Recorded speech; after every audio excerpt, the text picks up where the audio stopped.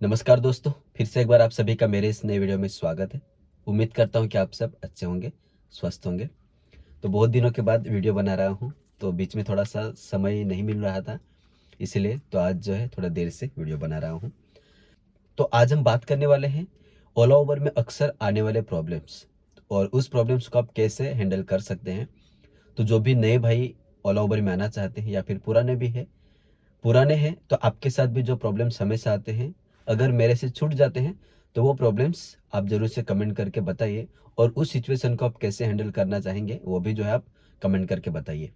और जो नए भाई हैं ज़रूर से इस वीडियो को देखिए, ताकि आपको जो है जो प्रॉब्लम्स आते हैं उसके बारे में जानकारी रहेगी और आपको उन प्रॉब्लम्स को किस प्रकार से हैंडल करना चाहिए ये भी आपको थोड़ी बहुत आइडिया हो सकती है।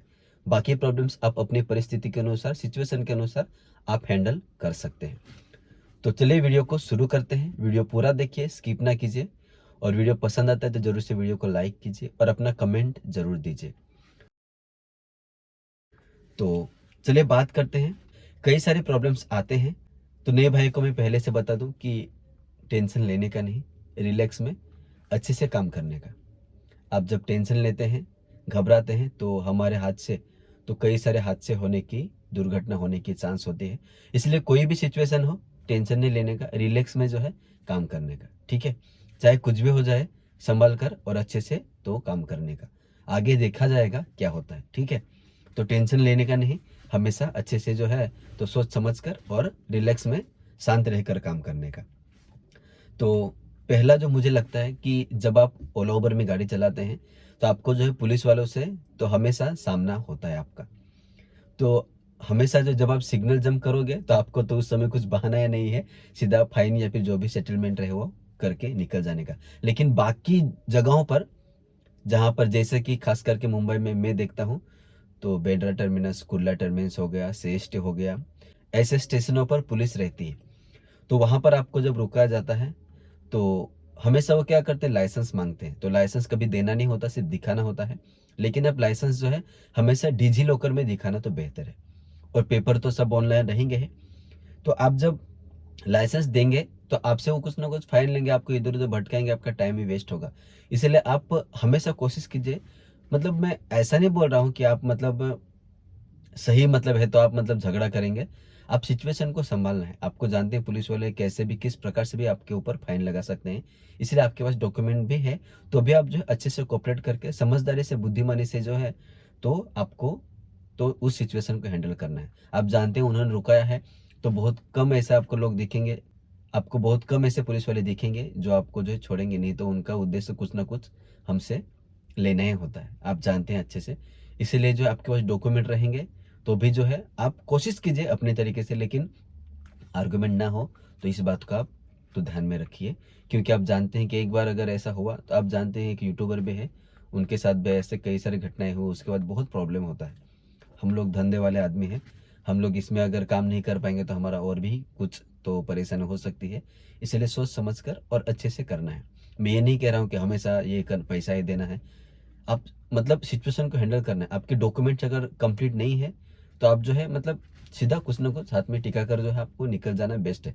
जब भी आपके डॉक्यूमेंट्स कंप्लीट नहीं है तो आप कोशिश कीजिए कि बीच में की लाइन से चले, लेफ्ट या फिर राइट नहीं, बीच में की लाइन से चला कीजिए, ताकि जो आप सुरक्षित रहेंगे। लेकिन मैं ये नहीं कह रहा हूँ कि आप डॉक्यूमेंट ना बनाएं। डॉक्यूमेंट क्लियर नहीं है तो जल्दी से डॉक्यूमेंट क्लियर करने की कोशिश कीजिए। तो इस बात को थोड़ा सा जो है ध्यान में रखिए। वीडियो कंटिन्यू करने से पहले आपको बताना चाहूँगा, यदि आपके पास टी परमिट गाड़ी है और आप उसे बेचना चाहते हैं तो जो नंबर मैं डिस्क्रिप्शन में दूंगा उस पर आप व्हाट्सअप कीजिए आपके गाड़ी के फोटोज़, और आप गाड़ी कितने में बेचना चाहते हैं वो भी जो है आप लिख कर भेजिए। और आप नई गाड़ी लेना चाहते हैं तो आप जो है मुझे उसी नंबर पर तो व्हाट्सअप कर सकते हैं कौन सी गाड़ी चाहिए। तो चलिए वीडियो कंटिन्यू करते हैं। और जब आप नए होते हैं तो आपको ओला उबर के बारे में तो जानकारी तो हो जाती है, लेकिन आपको नेविगेशन के बारे में थोड़ा सा इश्यू हो जाता है। कभी कभी हमें लेफ्ट लेना होता है, राइट लेना होता है, कभी कभी ब्रिज लेना होता है तो हमें समझ नहीं आता, क्योंकि मैप भी जो है कभी कभी लेफ्ट दिखता है लेकिन लेना होता है राइट। तो ऐसा कई बार सिचुएशन होता है।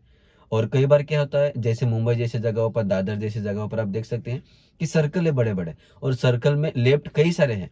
तो आपको कौन सा लेफ्ट लेना है, कौन सा राइट लेना है, तो कई बार आपको दिक्कत हो सकती है। तो उस समय आपसे गलती हो सकती है, तो कोई बात नहीं, गलती हो गया तो भी पैनिक करना नहीं है। कस्टमर भी कुछ डांटेगा तो उनको बोल देना कि सर मैडम मैं माफ़ कीजिए, मैं नया हूँ।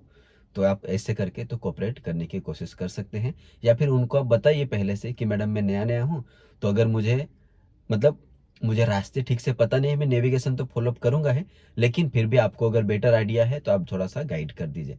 तो हमेशा जो है तो अच्छे से चलेंगे तो अच्छा होगा। तो इस बात को थोड़ा-सा ध्यान में रखिए। अगर गलती हो गया नेविगेशन से, आपने कुछ गलत रास्ता ले लिया, कस्टमर भड़क गया, तो भी आप सॉरी बोलेंगे तो सब ठीक है। सॉरी सर, सॉरी मैडम, ठीक है। मतलब उसके बाद वो कुछ बोल नहीं पाएँगे। फिर भी जो है मतलब अपने को नए-नए हैं तो थोड़ा-सा सहना पड़ेगा। ठीक है?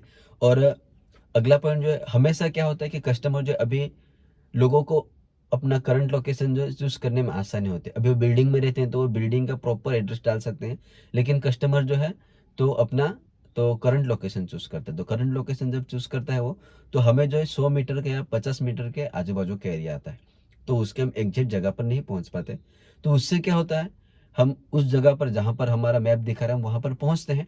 उसके बाद कस्टमर बोलते हैं मैं तो यहाँ हूँ। तो इस सिचुएशन में आपको समझना है, अगर वो ज़्यादा घूम के आपको बता रहे हैं तो नहीं जाना बेटर है, क्योंकि आप वहाँ से साइट हो गए, उसके बाद अगर कस्टमर ने ट्रिप कैंसिल कर दी तो आपको जो है कैंसिलेशन चार्ज नहीं मिलेगा। इसीलिए जो है कस्टमर को आप गाइड कीजिए, सर आपका बिल्डिंग का एड्रेस है या फिर दुकान का या फिर जो भी एड्रेस है आजू बाजू में, वो प्रॉपर एड्रेस डालिए, तो मैं वहाँ पर आ सकता हूँ, नहीं तो आप यहाँ पर आना बेटर रहेगा। ठीक है? तो ऐसा होता है, ये अक्सर समस्या होती है कि नेविगेशन की पिकअप लोकेशन जो है थोड़ा-सा इधर-उधर होता है। इसलिए आप पहले से देखा कीजिए, जब आपको बुकिंग आती है तो आप उधर देखिए कि नंबर नंबर आ रहे हैं कि प्रॉपर बिल्डिंग का एड्रेस है। आपको अगर डाउट है तो आप पहले से ही बात कर सकते हैं। ठीक है?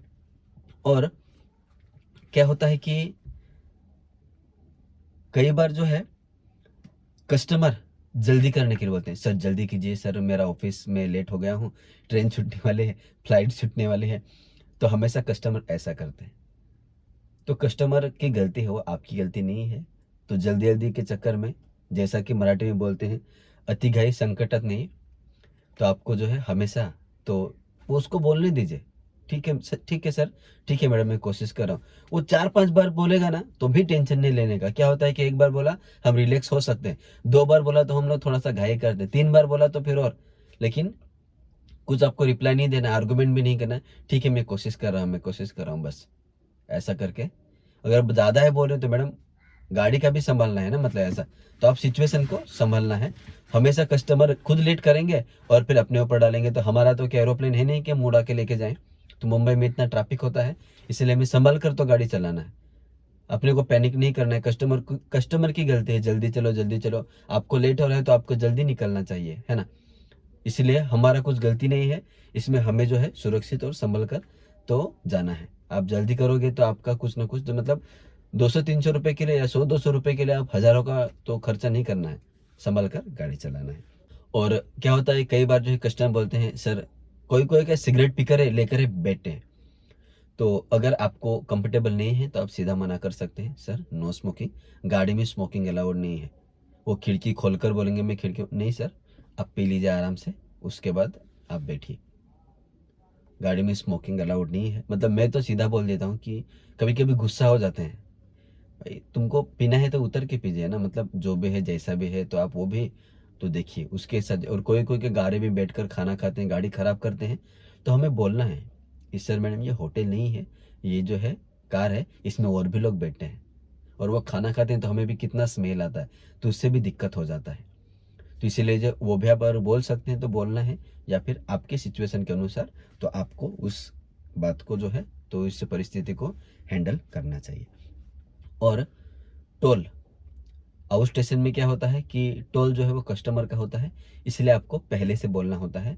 और आउट स्टेशन में जो है होल्ड नहीं होता, बीच में रुक नहीं सकते, लेकिन ज़्यादातर कस्टमर जो है बीच में रुकने के लिए बताते हैं, उसमें आधा घंटा 1 घंटा लेते हैं। तो उसका आधा घंटा का 1 घंटा का अपने को पैसा बढ़ा के नहीं मिलता, जितना अपने को मिलने वाला है उतना ही मिलता है। इसलिए हमें कोशिश करना है, कस्टमर को पहले से बोलना है, सर हमें जो है बीच में मैं रुक नहीं पाऊँगा, वॉशरूम के लिए वगैरह ठीक है ना, वो खाना खाने के लिए मज़े लेने के लिए अगर रुकेंगे तो वो अलग बात है, वॉशरूम के लिए अलग बात है ना। और आपको जो है तो पहले से बोलना है कि टोल इसमें आपका होता है, नहीं तो बाद में कस्टमर नाटक करते हैं कि हमको पता नहीं है, कस्टमर केयर से बात करो, तो अपना टाइम वेस्ट होता है। तो ये भी आपके परिस्थिति के अनुसार, आपकी सिचुएशन के अनुसार आप कर सकते हैं। लेकिन मैं हमेशा जो है, क्योंकि ये मैं पूना जाता हूँ तो पूना में या फिर नासिक जाता हूँ, नासिक तो बहुत दूर है तो ठीक है, लेकिन खाना खाने के लिए 1-1.5 घंटा ले रहे हैं तो अपने को वहाँ से आने के लिए तो दिक्कत ही होगा ना, फिर और 1 घंटा हम लेट हो जाते हैं।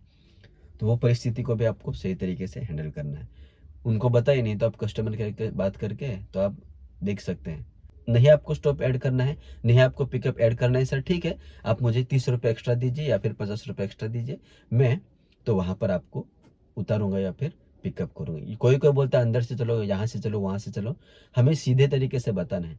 कई बार ड्राइवर्स नहीं बताते, इसीलिए कई बार कस्टमर क्या बोलते हैं, वो तो ऐसा हुआ था, उसने तो ऐसा किया था, आप क्यों ऐसा कर रहे हैं।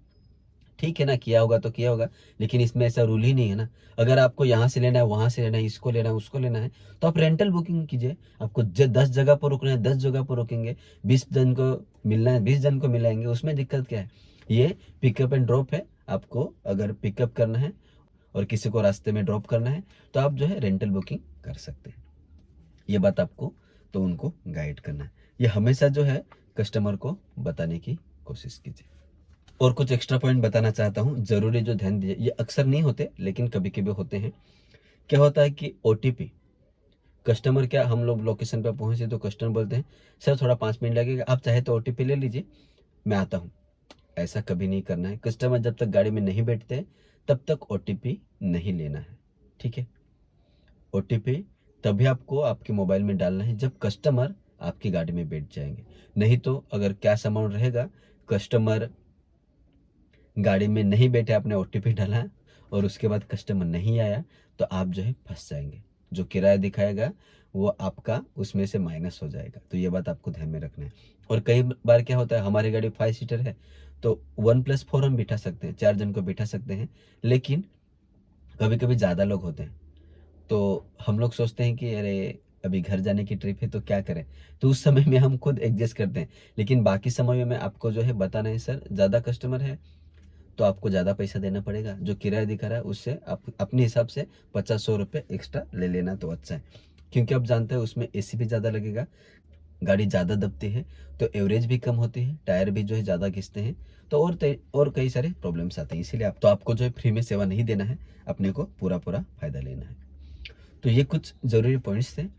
इसके अलावा भी और कुछ पॉइंट्स हो सकते हैं जो मैंने नहीं बताए।